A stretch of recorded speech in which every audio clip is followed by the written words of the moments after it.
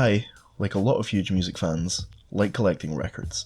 It's for a lot of reasons. When I first started when I was like 13 or 14, it was right when they started making their big comeback, and I liked the idea of these oversized discs and sleeves.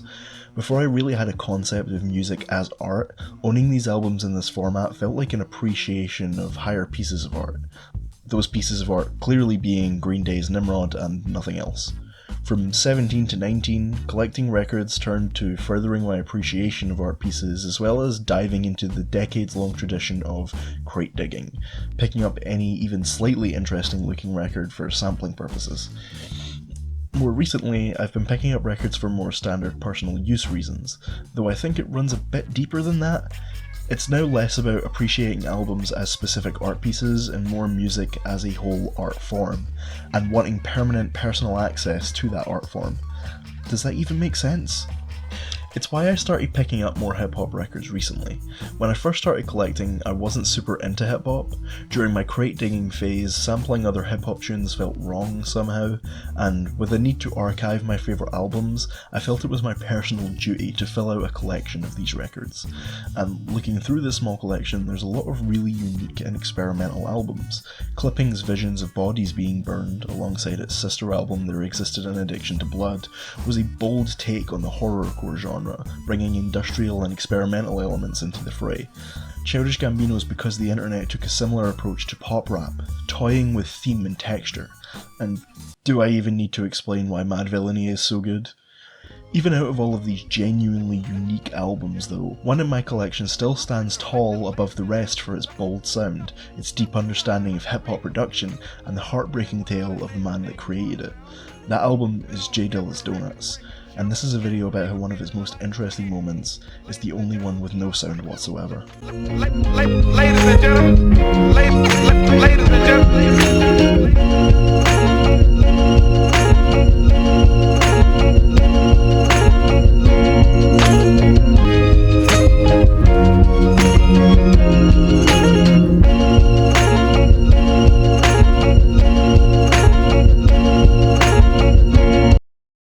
This video isn't going to be a history lesson about J Dilla. So many other videos have been made about this album, all recounting the same tale. Dilla became a highly sought after producer in the group Slum Village due to his unique sound, his ridiculous work ethic, and his frankly inhuman ability to jump between different styles on a dime. He began battling illness and spent months in hospital completing what would be the final album released in his lifetime, Donuts. He would pass 3 days after it dropped. I find that this is incredibly common knowledge at this point, but I wanted to give Dilla's background a brief recap in order to approach this album from the right angle. Much of the discussion of Donuts is centred around its status as Dilla's goodbye to the world, and that's absolutely understandable. Tracks like Don't Cry and Last Donut of the Night absolutely come across as intentional messages to friends, family, and fans. It's the album's background that has led it to occasionally be compared to David Bowie's Black Star, which released 2 days before his death. But while Black Star is, and I mean this in the most positive way possible, a wholly bleak experience, seeing Bowie grapple so helplessly with his imminent mortality and legacy, Donuts is often a genuinely playful album.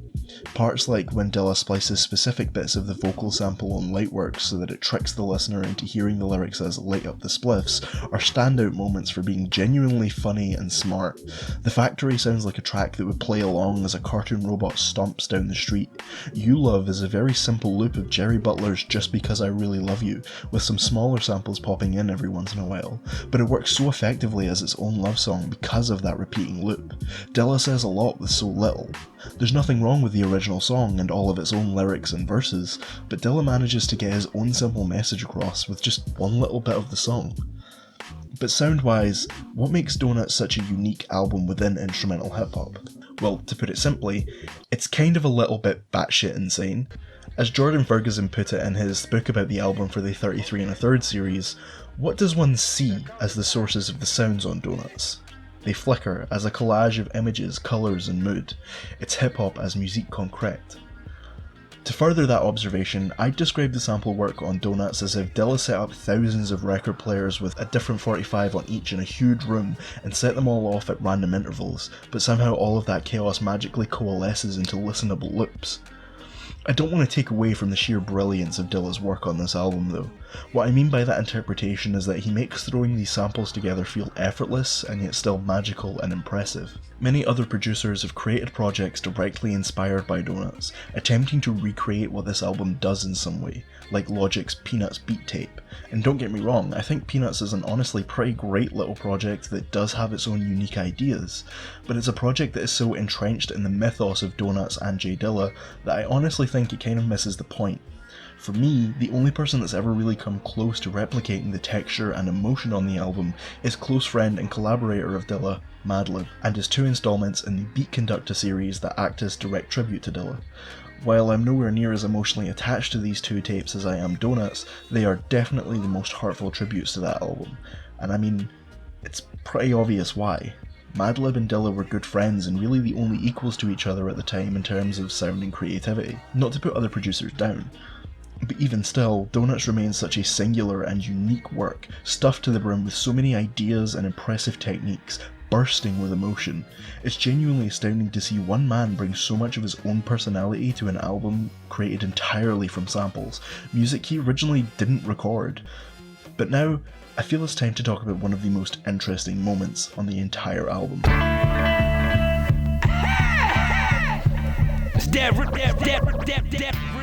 For this, we need to jump over to the 6th track, Stop. It opens with Dilla scratching up a sample of the Jadakiss hit Why to change the lyrics from Is Dat Real to Is Death Real, another example of using technique to alter the message of the original line over the track's main sample, You're Gonna Need Me by Dionne Warwick. We get a good few bars where it's played fairly straight, some simple looping and effects thrown in there, but the track really gets going with a loop of this line. This part loops, and just as you're getting into a groove, just as you think you know what the song is all about, for half a second, all sound completely cuts out. A half second of total silence before the track blasts back in and proceeds as if nothing had ever happened.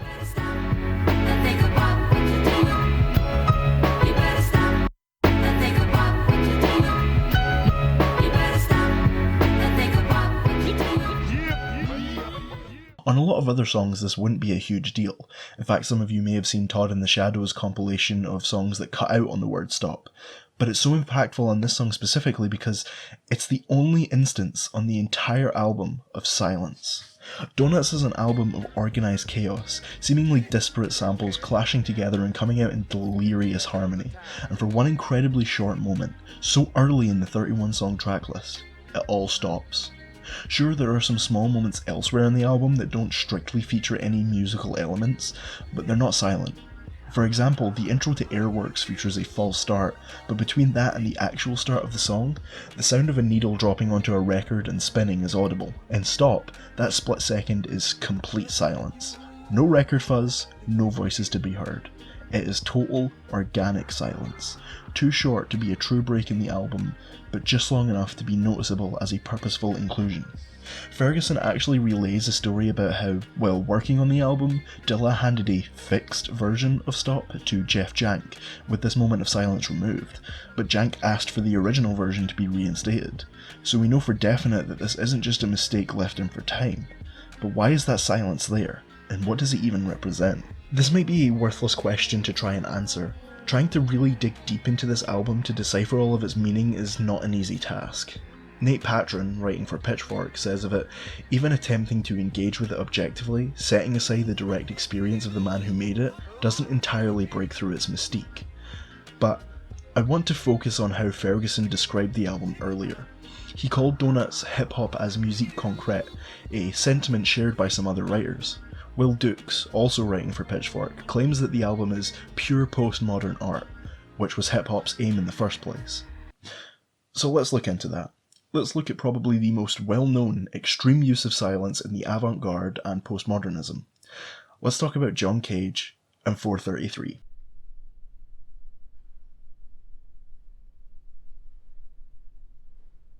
John Cage is probably one of the most notable figures in avant-garde music ever, and his most infamous composition is 433, composed in 1952. If you haven't heard a performance of 433, here's a snippet.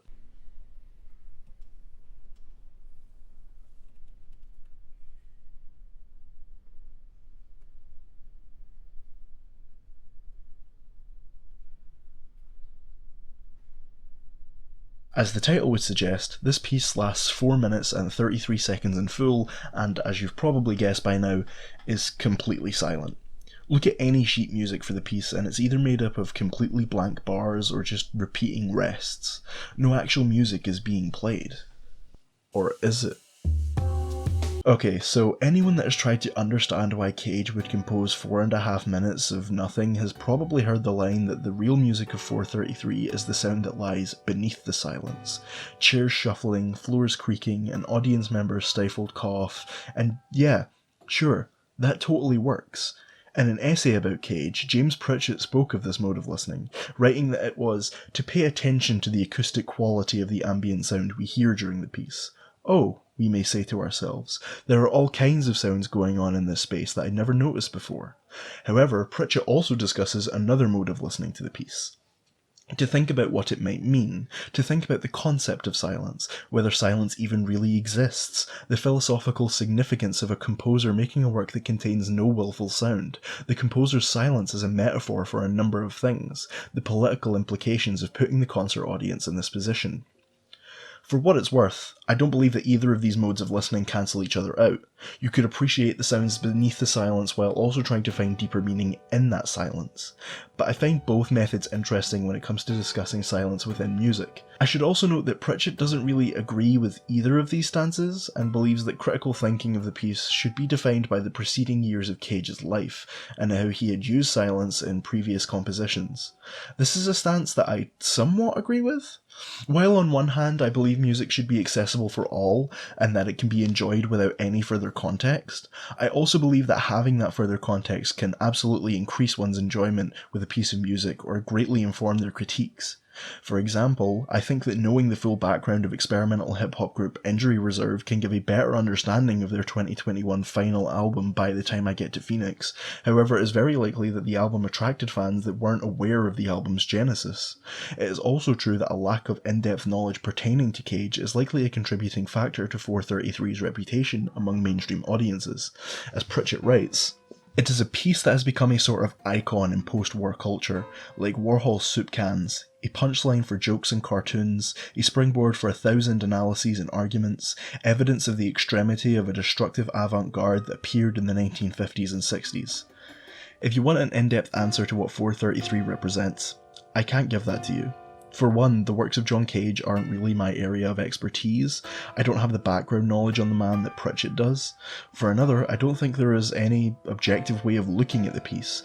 I mean, yeah, music is subjective and all that, but especially when it comes to works like 433, it becomes harder to provide a solid meaning for what it's all about. I think much of the same applies to other works like Magic Window off of one of my favourite albums ever, Boards of Canada's Geogaddy. Geogaddy is often a very oppressive album, to me at least.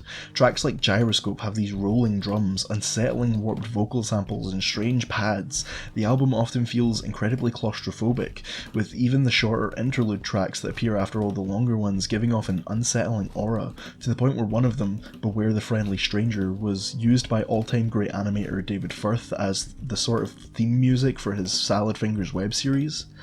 At the end of the album, though, is Magic Window, which is just 1 minute and 46 seconds of total silence.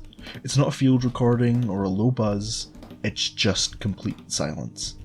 In a few ways, this differs from 433. For one, this isn't a piece created with the intention of performance. It's made to be played off a disc or a file, through speakers or headphones or the like.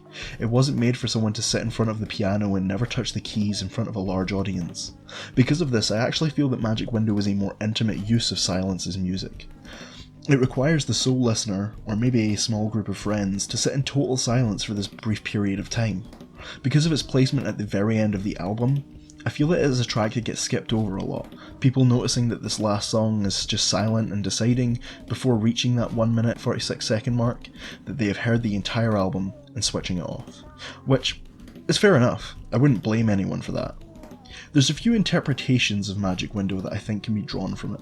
For one, the addition of this track brings the album to 66 minutes and 6 seconds, furthering the use of subliminal imagery throughout the album.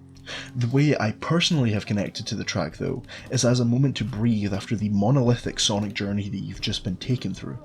But again, this is just one subjective look against something that could breed infinite interpretations. There's a lot of other examples of completely silent songs surfacing over the years for various reasons. Another example that I could talk about is Vulfpeck's Sleepify album, a 10-track 5-minute release of total silence that fans were encouraged to leave on loop while they sleep in order to fund a tour for the group that would be entirely free entry for everyone. Part fundraiser and part protest of Spotify's ridiculous attitude towards paying the artists that draw people to their platform. I could talk about so much more, but I fear that we're straying wildly off course. But before I bring this back to Dilla and analyse smaller silences within larger compositions, I'll send off with one final quote from Pritchett. Seriously, this essay was a great insight into 433 and what it means to different people, and Cage himself. Go read it. So, what are we to do with 433? The piece, I think, can most usefully be seen as a tribute to the experience of silence, a reminder of its existence and its importance for all of us.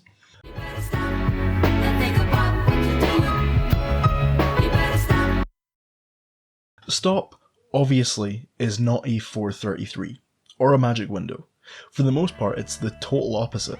It is pure, looped music, all for that one split second of silence. But why is it there?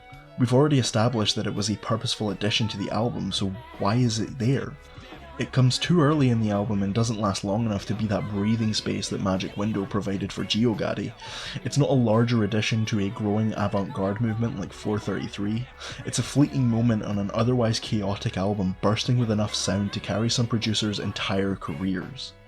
Writing for Strings magazine, composer Evan Johnson discusses uses of silence in music, through the lens of classical composition. Silence can add refreshment, suspense, surprise, shock, focus, or humour. It can organise structural elements, alerting us to where we are in the musical landscape. I think you could view Stop's moment of silence through any of these stances and make an argument for each of them. Its brief silence refreshes the listener from the repetition of the loop. It adds suspense. You wonder if the loop will continue after the silence or if Dilla will throw something new into the mix. It shocks and surprises. It's genuinely the most unexpected thing that most will experience throughout the album. It brings focus to the word stop, a technique that Johnson actually highlights slightly earlier in the article, saying, "Tiny silences can strengthen or clarify individual notes by setting them in relief."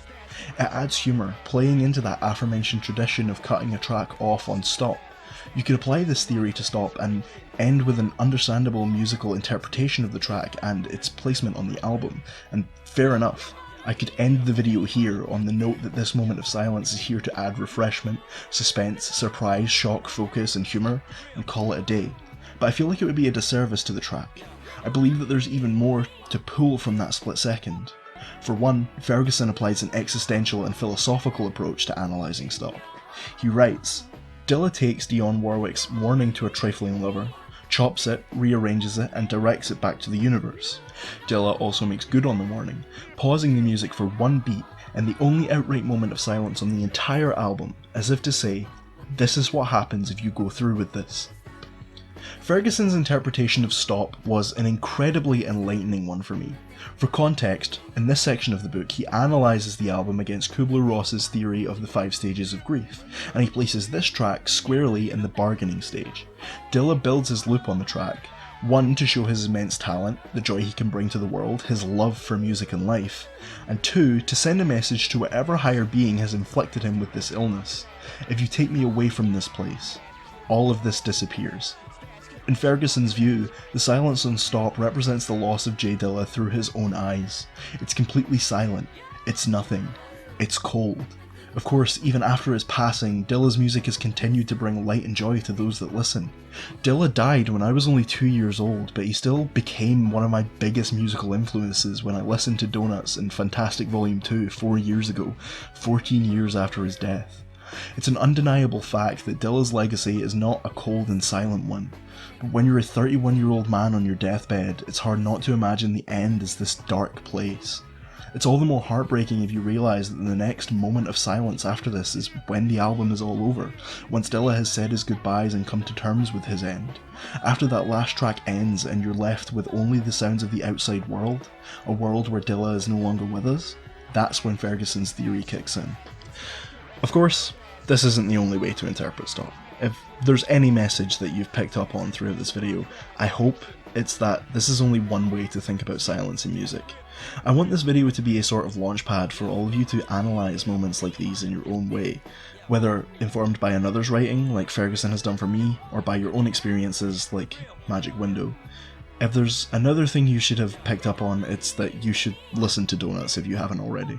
It's inspired so many fantastic hip-hop artists and producers, and yet still somehow manages to stand out as a completely original and unique work by one of the greatest musical figures to have ever lived. Thank you all for watching. Take care, and I love you.